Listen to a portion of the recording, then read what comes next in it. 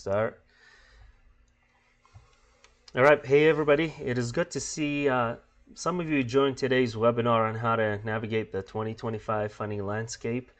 If you're here today, I'm sure you've been wondering about the recent executive orders, initiatives affecting R&D, and specifically the SBIR and STTR programs, and probably been wondering, like myself and other scientists and researchers, what does all this mean for non-dilutive funding? So the last few months, specifically January through March, were very stressful and very uncertain times for scientists and researchers. A lot of change was happening and a lot of restructuring in the government was happening at a really fast pace. And to be frank with everybody, we didn't know what was going on at the time. There wasn't a lot of communication happening between the federal government, the different agencies, and the public. And that caused scare among people and a lot of uncertainty.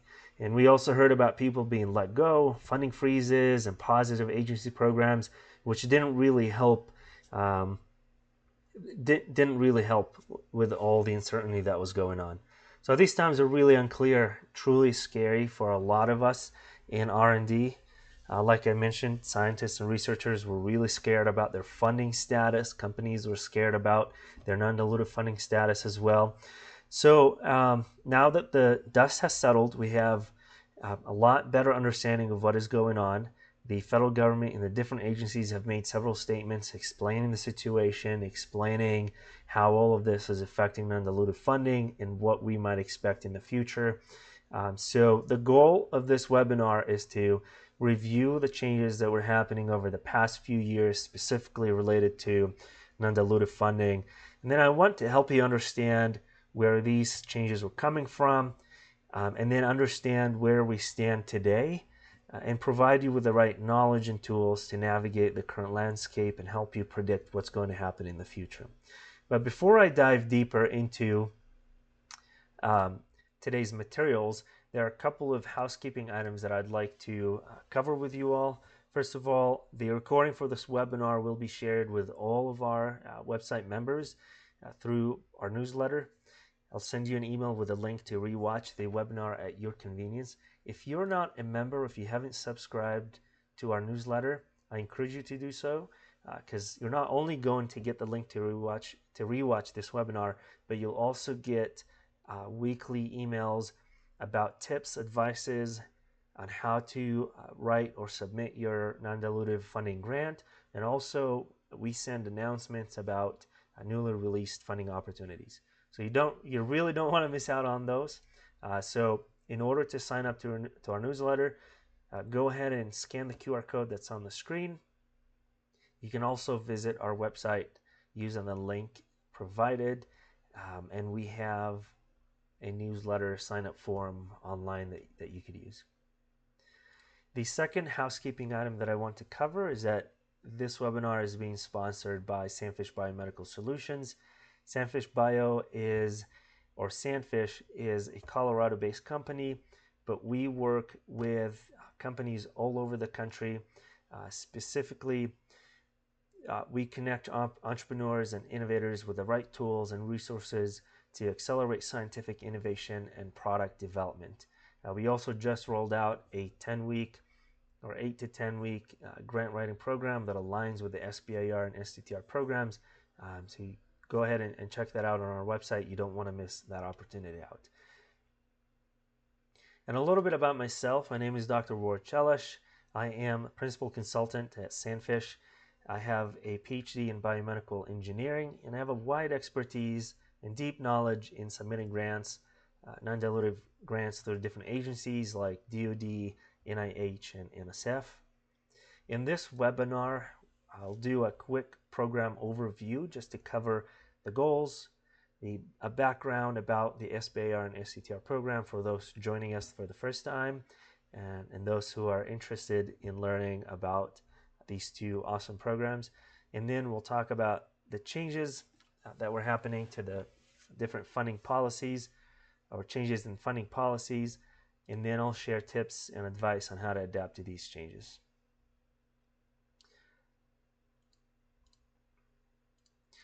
All right, so first let's start with an overview on the SBIR and STTR programs.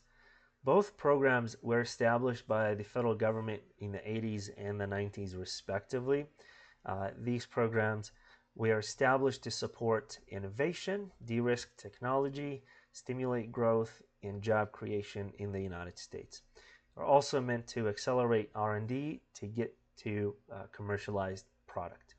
So you'll see that a lot of these programs really care about the commercial potential of your idea and the potential of your R&D project to become a commercialized product that can stimulate the economy, stimulate growth and job creation.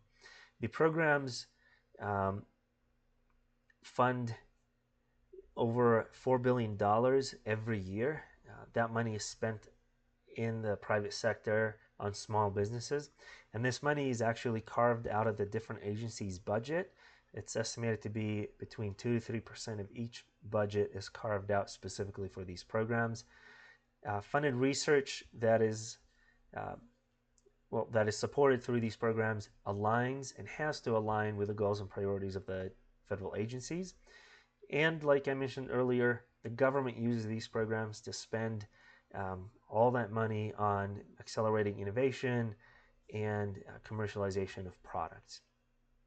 One thing to keep in mind if you're new into the SBIR and STTR programs is that there is a difference between the SBIR, which stands for Small Business Innovation Research, and in comparison to STTR, which stands for Small Business Technology Transfer Research.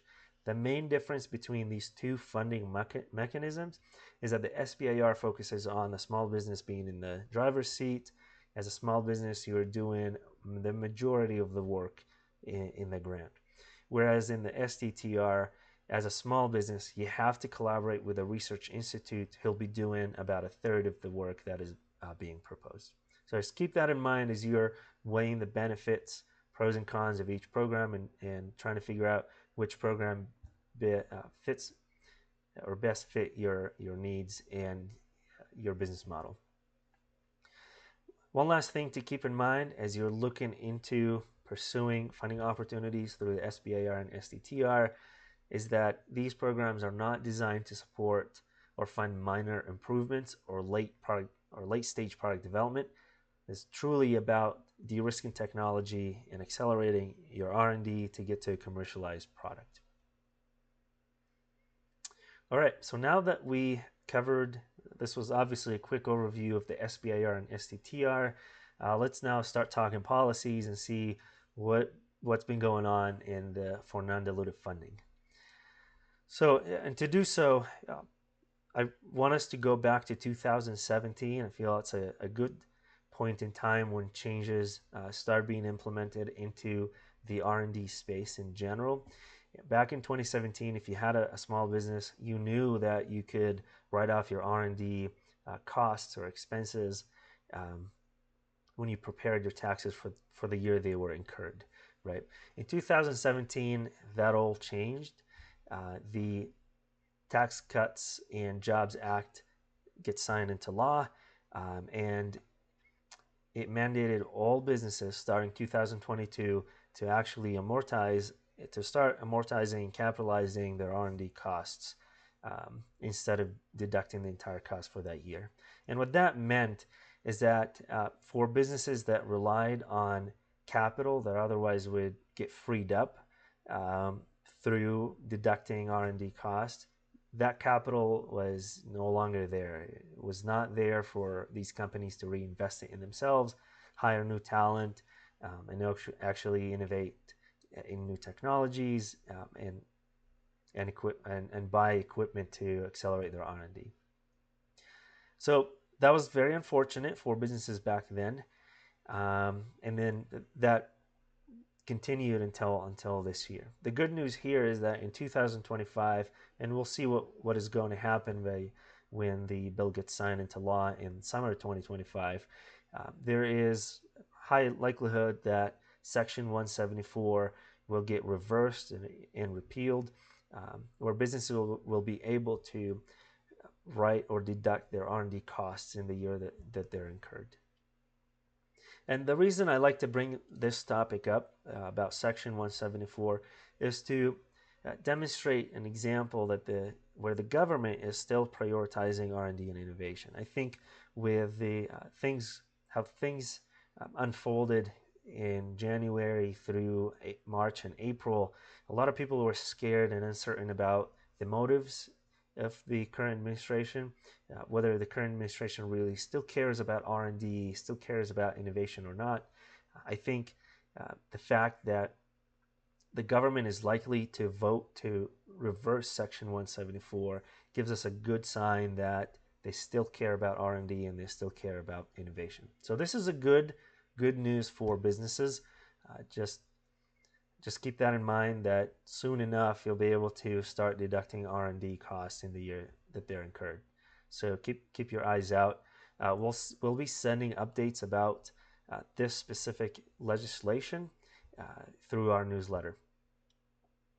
Another legislation that I'd like to cover when we talk about changes happening in the non-dilutive funding landscape and the SBIR and STTR programs, the Extension Act of 2020-22 comes to mind.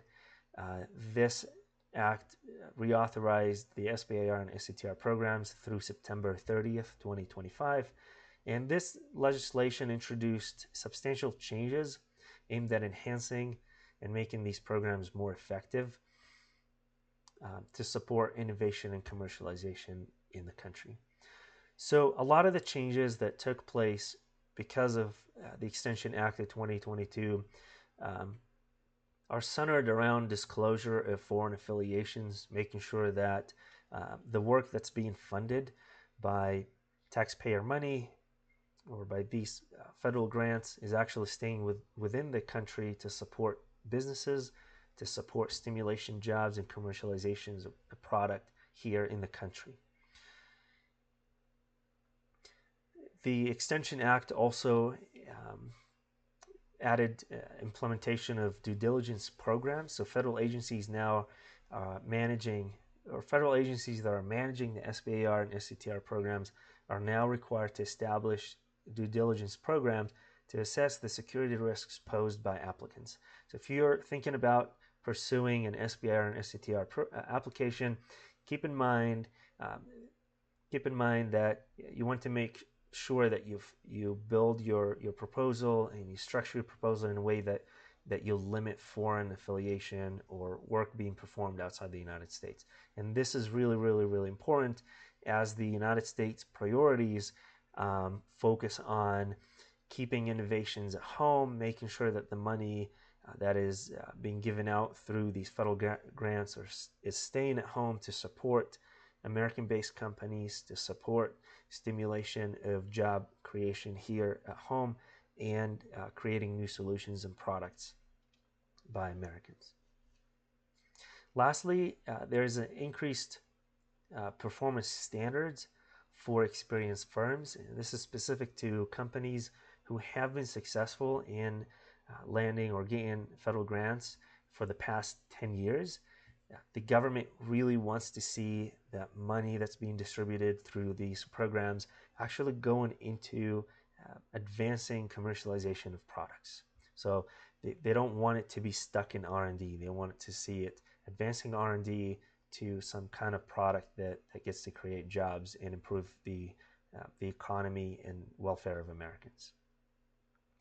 So what are the takeaways from the restructuring and all these changes that happened to the different policies related to non-dilutive funding in the SBIR and STTR programs?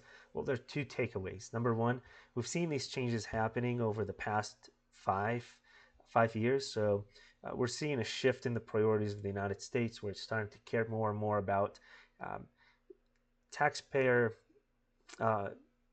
money staying in the United States to support programs here at home, to support funding at home.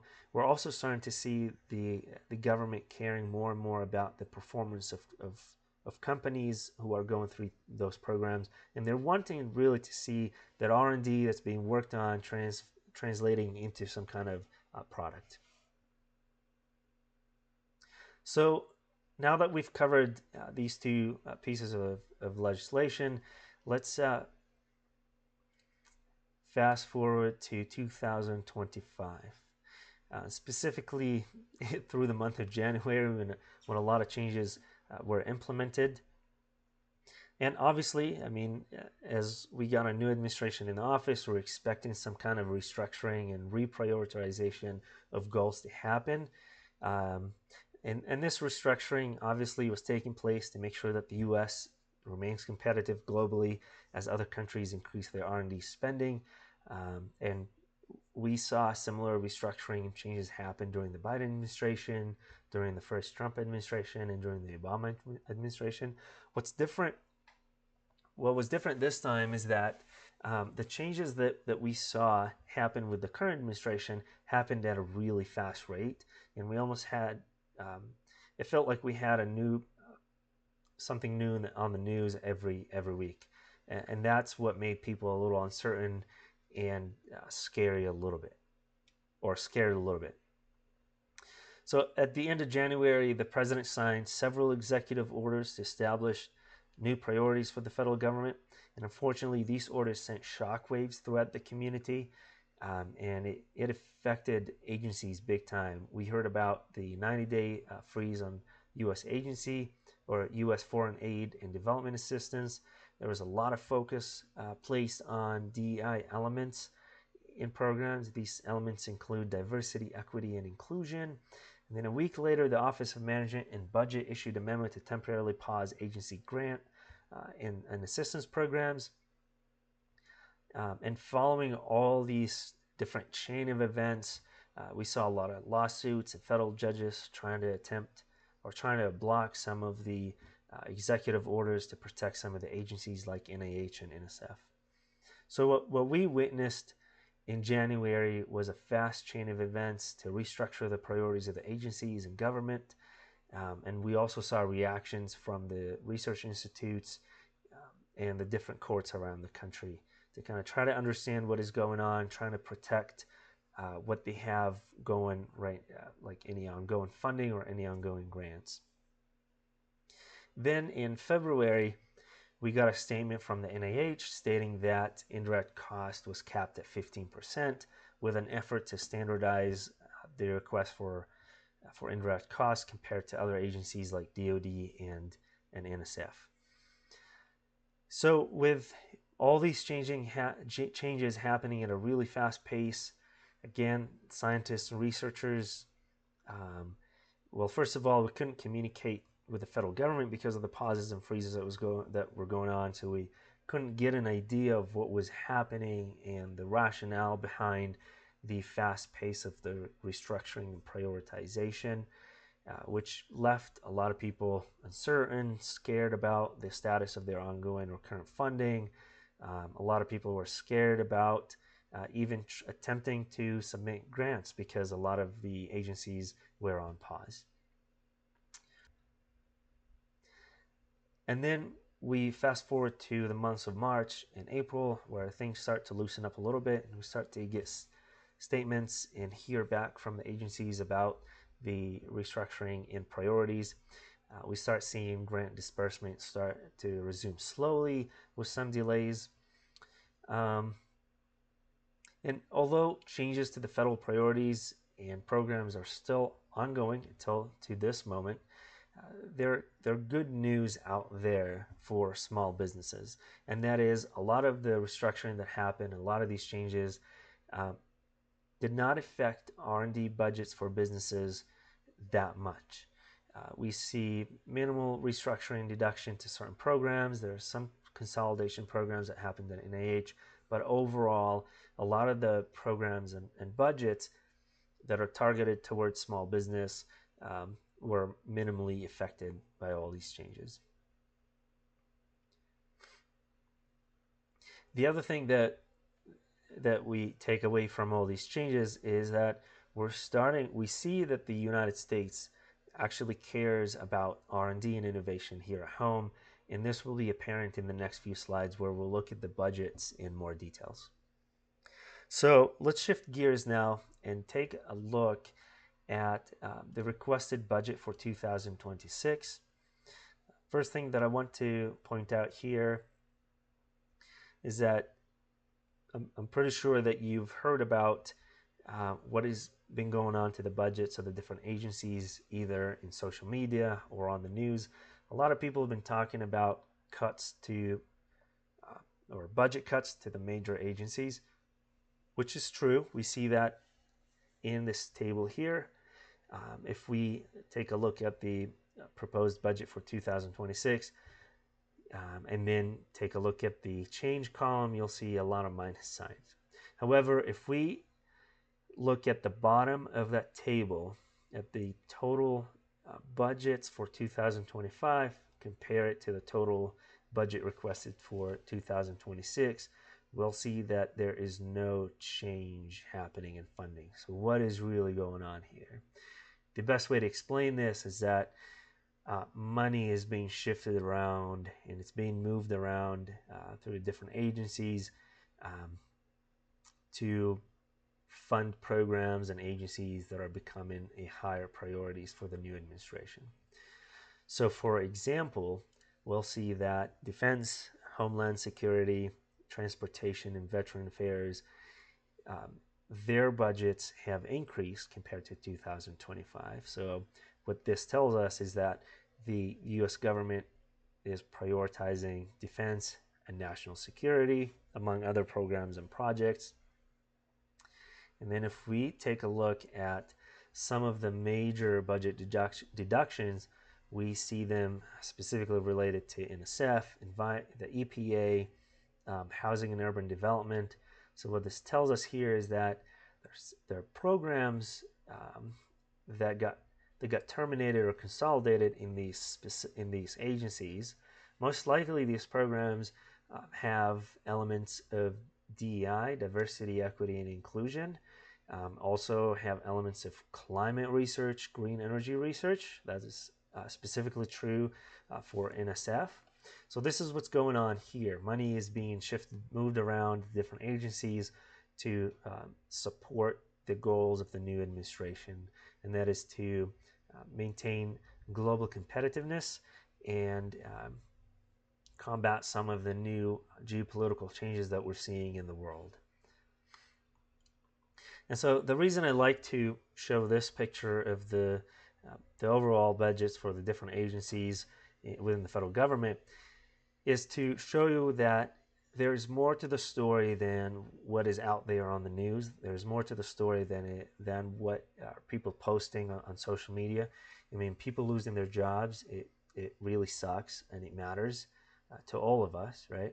And grants being cut and programs being terminated, that really matters, right?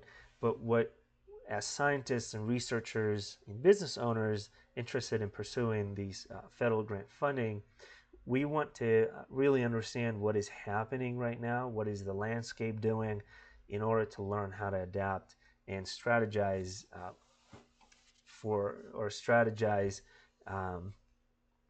to make the right decisions as we move forward and apply for funding in the year 2025 and 2026. So we talked about how the money moves as the government restructures its priorities. Obviously, the money moves from agencies to other agencies depending on the federal priorities.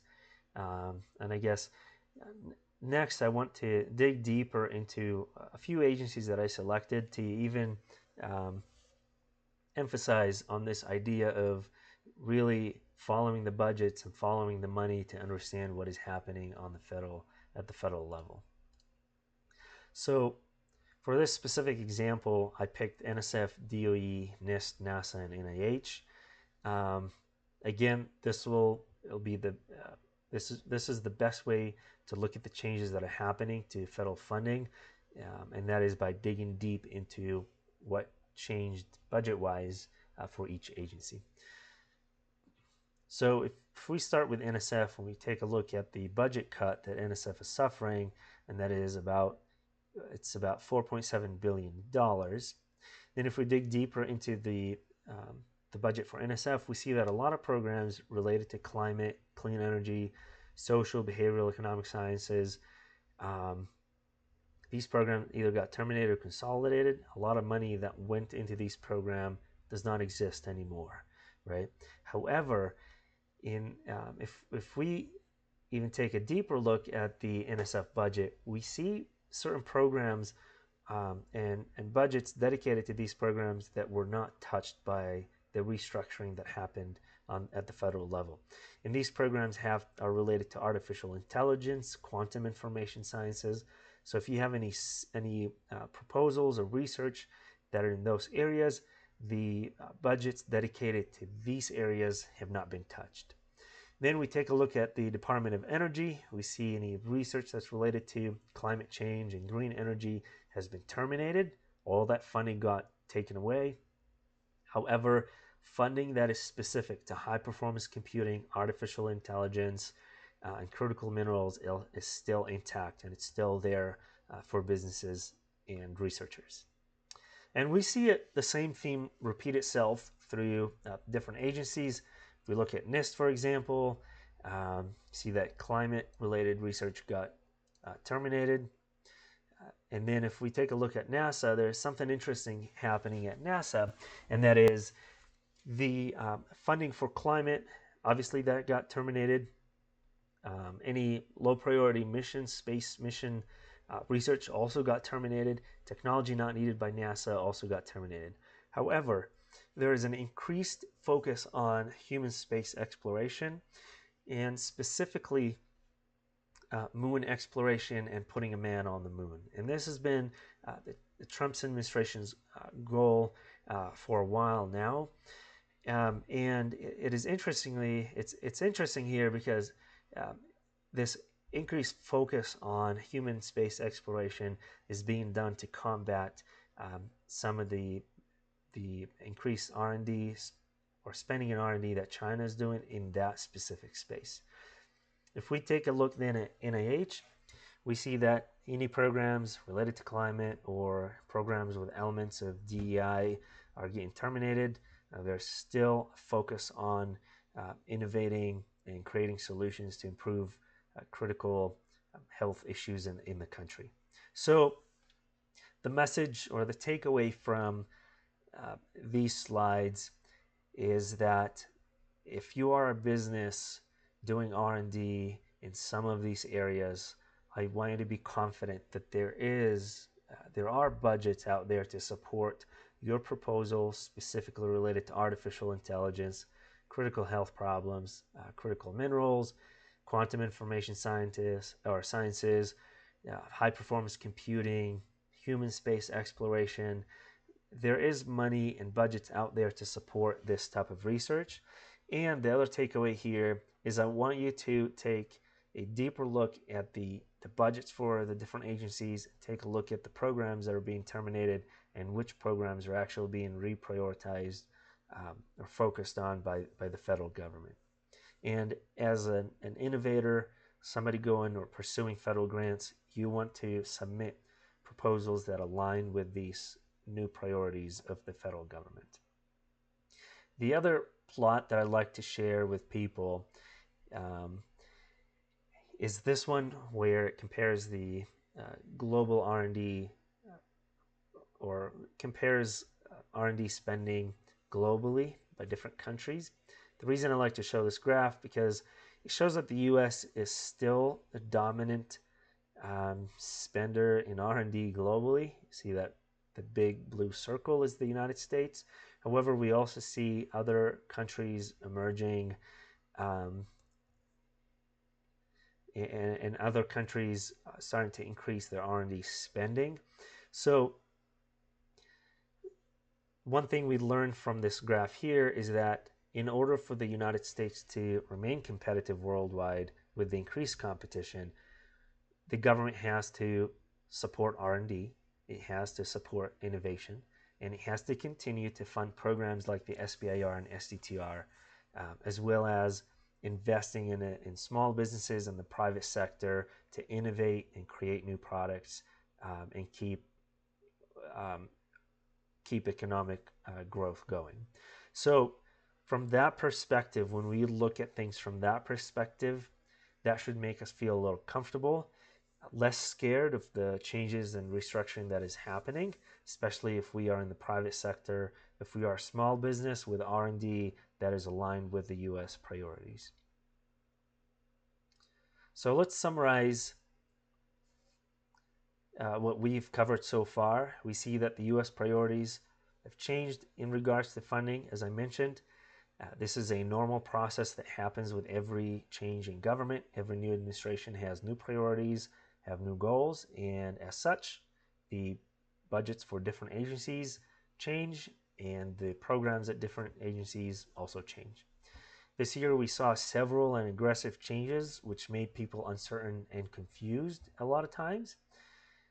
Uh, Changes that affected the SBIR and SCTR program focused on increased scrutiny around foreign affiliations. If your company does business with foreign companies, make sure that this is all documented. We're seeing that the United States is starting to care more and more about innovation and research staying within the United States and not leaving the country. And that is justified by the motivation to keep or to remain competitive globally as other countries are increasing their R&D budgets. To adapt with this change, I highly recommend to not use any foreign companies or for grant-related work. Do not highly recommend against using foreign contractors, and make sure that all the work related to the proposed grant stays within the United States. We also saw increased expectation from the federal government around the commercial potential for products and R&D projects. So if you are working on R&D projects, make sure that you clearly highlight the commercial potential. And you can do that in multiple ways. Either you could add a section in the R&D or in your research plan that demonstrates a little bit of the commercial potential, or dedicate a full section. For example, if you're applying through phase 2, dedicate a full section on the commercialization plan. But overall, the government wants to see that the research that's being funded by taxpayer dollars is going to result in some kind of product that will stimulate the economy and create jobs. We also saw restructuring of many programs at different agencies and the consolidation of other programs. We saw deprioritization of programs related to climate research, green energy research, diversity, equity, inclusion, low priority space exploration missions, low priority technologies. And we also saw some program budgets that remained intact, and those programs still remain in alignment with the federal government current or new priorities. We also saw like NIH, for example, restructure its SBA or its funding mechanism, where it placed a 15% cap on indirect cost requests as an effort to standardize indirect costs similar to other agencies. The other slides that we covered were related to looking at the budgets of the different federal agencies. This is an important thing that we need to do as researchers and business owners, is to look beyond the overall budgets, dig deep into the agency's specific budgets and see which programs were terminated and which programs are still prioritized by the federal government. And by following the money, where the money's going, we get a better idea of what the government is doing, what is prioritizing, and what is the government is caring less and less about.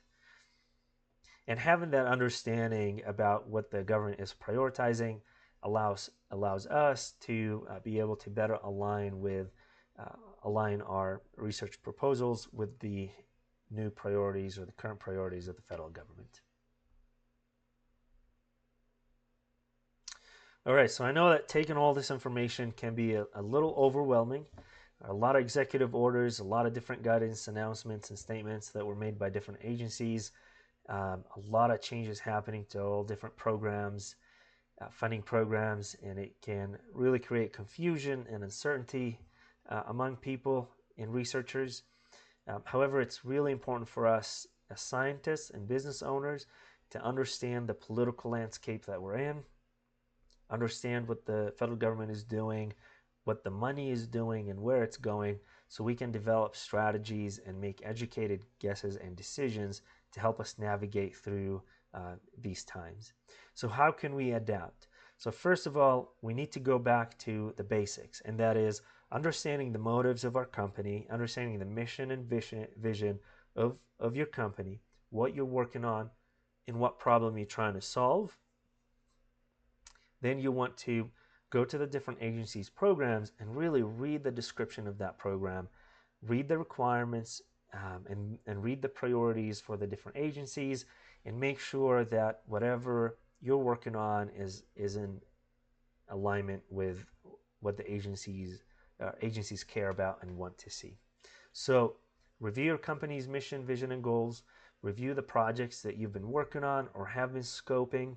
There might be an old project that you were scoping for a few years and you couldn't find a good opportunity or funding opportunity for, and now with the restructuring of the government and reprioritization of goals, there might be a new program that aligns best with that old project that you had.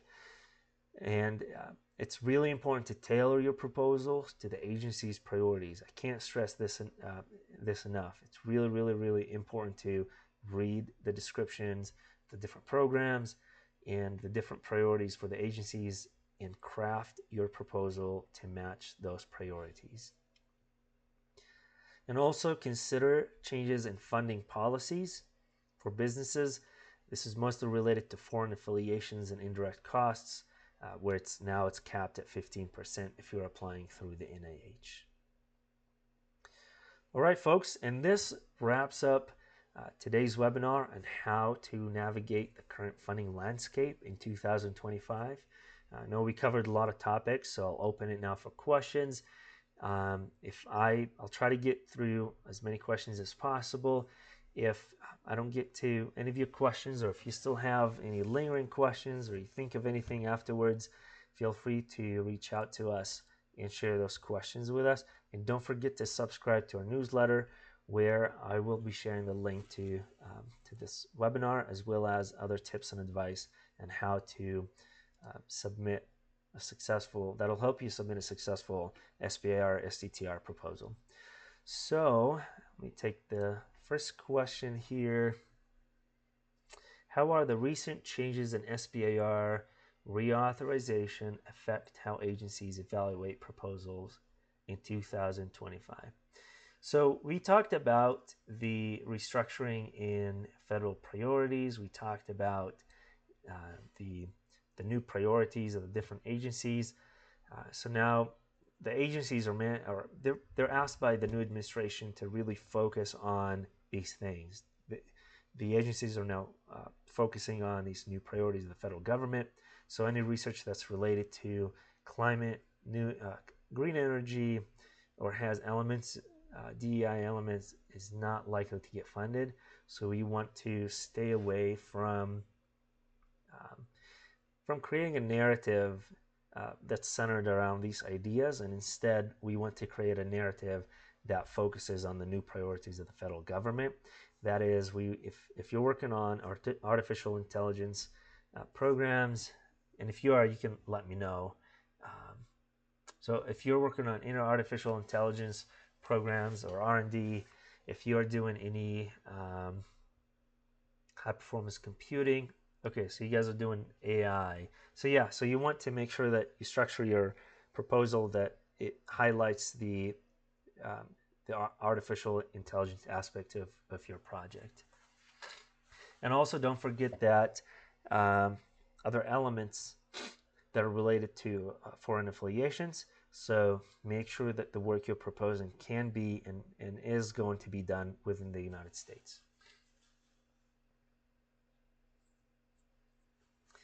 All right, next question is, how might the current political environment or budget constraints affect NIH funding levels or award timelines in 2025?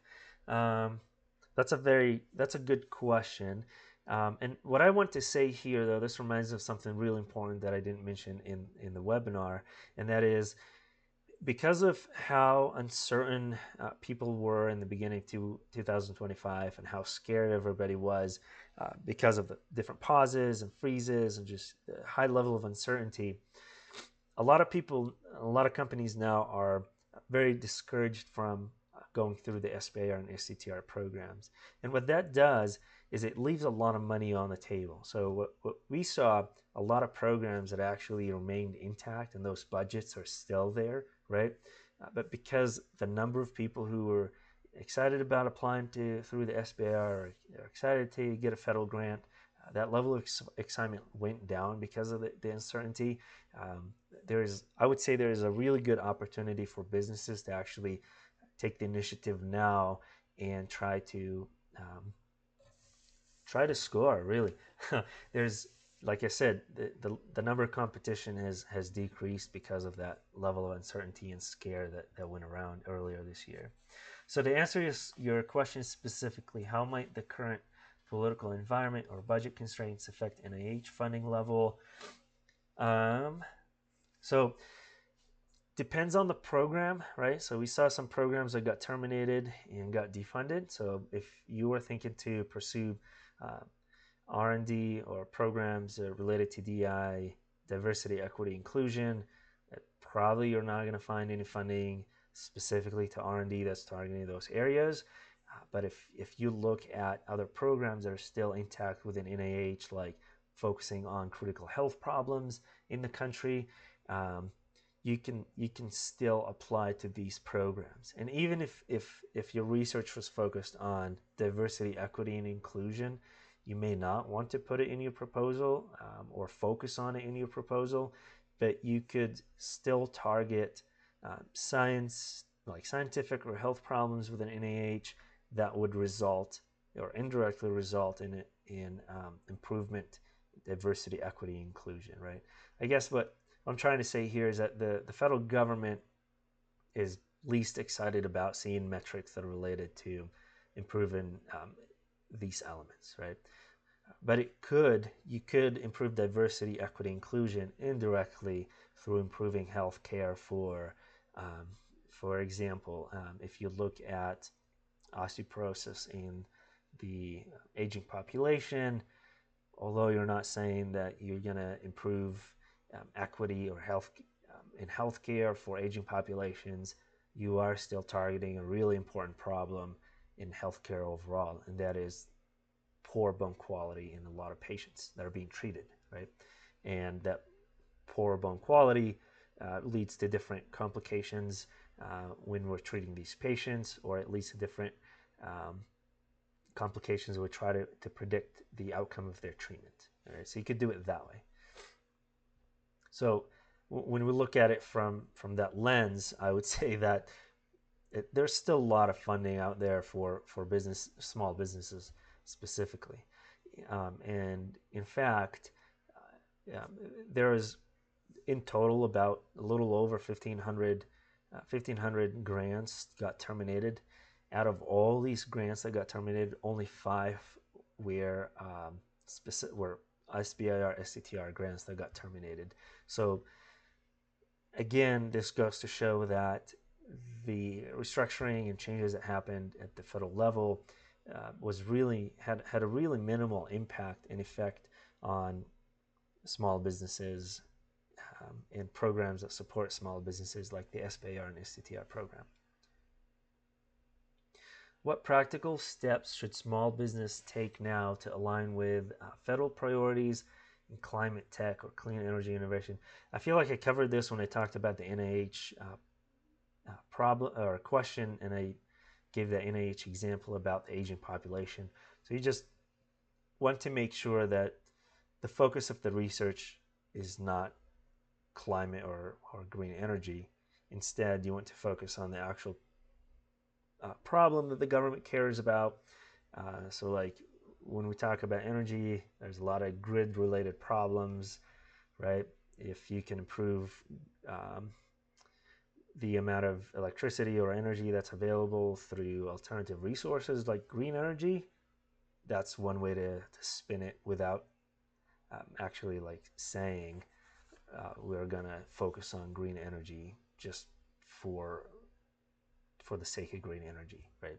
So that would be my advice on how to navigate those specific situations.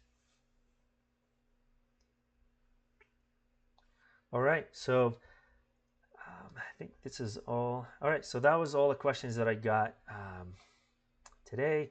If you have any additional questions or you think of anything that you want to ask about, whether it's related to this webinar or related to grant writing in general or Sandfish, don't hesitate to reach out and go ahead and subscribe by scanning the QR code on the screen, and you'll get a link to rewatch this webinar.